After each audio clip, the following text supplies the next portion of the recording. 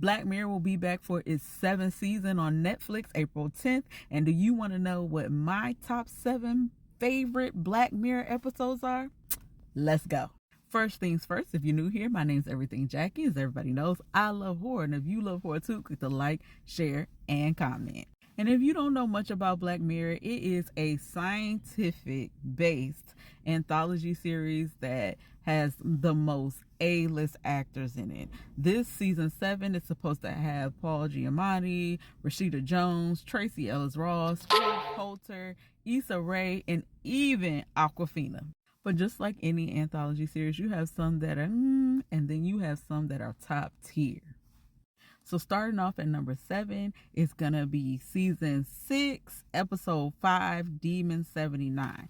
Now this one I really like because it wasn't even considered a Black Mirror episode, and they actually called it a Red Mirror episode. So I like this one because it was actually one of the few horror themed episodes that they have, and in it there was a young store clerk. She has been either sexually discriminated against or culturally discriminated against, like with everybody, and she's just trying to find her place in the world. But what ends up happening to her is she finds a cursed dice, and this cursed dice has a entity in it that takes the shape of one of her favorite funk bands one of the lead singers of her favorite funk bands, and he tells her in 3 days you have to kill 3 people or it's gonna be Armageddon. When I tell you this one is wild, you don't know if she's gonna do it or not, and is she kind of justified if she did. This one is good. Remember, you can check all these out on Netflix. All right, number 6 on my list is Lock Henry. Okay, this is also a season 6, episode 2. When I tell you that I love true crime, okay, so this really fell into something that I find very fascinating. And there are 2 college students. One of them, his name is Davis, and his girlfriend Pia, who is American. They are going to Davis's hometown in Scotland to film a documentary about the plants at first. But when Davis's friend actually tells them the story of one of their infamous serial killers from that area, they switch their whole thing, okay? And they decide to do a documentary on the serial killer. But Davis finds out that he is closer to that serial killer than he thinks, okay? This one had an incredible twist you wouldn't even see coming, okay? But I will say that out of the ones on my list, this one was a little bit more of a slow burn, but let me tell you, the ending, it pays off. All right, number 5 on my list is Nosedive. Now this one, I love the technology in this one because guess what? It's technology that we already have. This one is like a satirical take on social media and how people present themselves on social media. But guess what?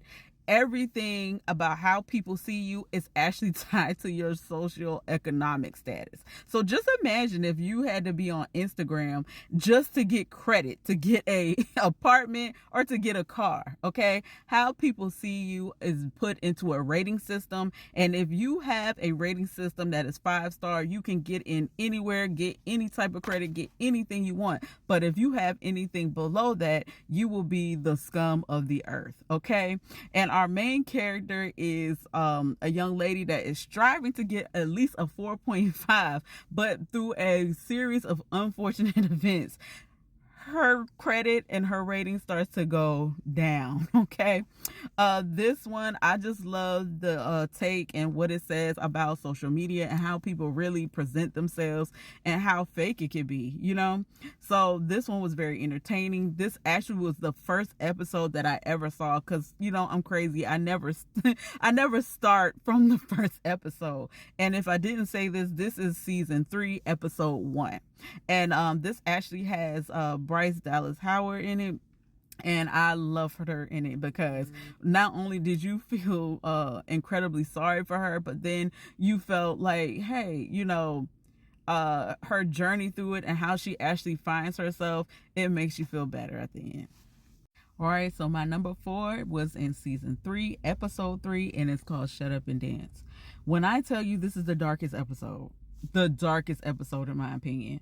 The subject matter is truly nauseating and so cringeworthy. So there's a young man that at the beginning of the episode you see him do something on a webcam, and then later on after he's finished he goes downstairs and he is automatically messaged by a mysterious stranger that says, look, I was recording you, and if you don't want what is on this video that I just made to get out, you will do what I tell you to do. Okay, now this mysterious stranger keeps giving him more progressively insane tasks to do, to the point where it's like, what is on this video that you don't want to get out? And truly, what is on that video is truly terrifying. So this is one of the most intense episodes from beginning to end. You guys, this was maybe like the third episode that I ever watched in the whole entire series when I started watching it. And when I tell you, it's so intriguing. It's like I just couldn't believe all this stuff was happening.